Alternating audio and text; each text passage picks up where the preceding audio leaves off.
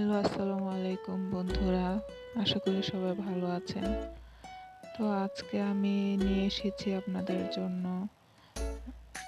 জুতো। পুরনো জুতো ফেলে না দিয়ে আবার নতুন করে কিভাবে পরা যায়। তো আমি সেটার জন্য প্রথমে আমার ঘরের কিছু সাজানো ফুল থেকে কয়েকটা ফুল নিয়ে নিয়েছি।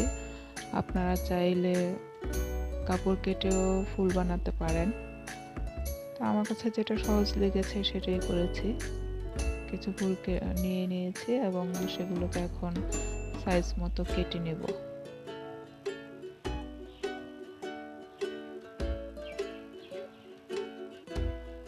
প্রথমে সাইজটা একটু বড় করব, তারপর মাঝারি, তারপর ছোট, এভাবে কিছু ফুল নিয়ে নিলাম এবং এগুলো কেটে নিচ্ছি প্রথমে।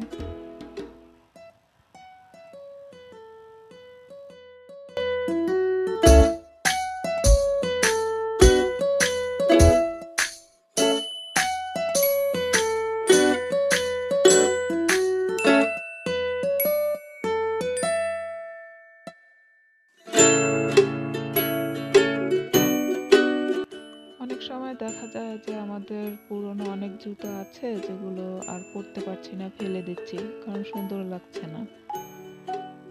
তো এভাবে যদি আমরা বানিয়ে নেই তাহলে বাইরে না হোক, বাসার ভেতরেই আমরা পরতে পারি, ঘরের ভেতরে কিংবা দোকানে বাজার সদাই করতে গেলে তখন পরা যায়।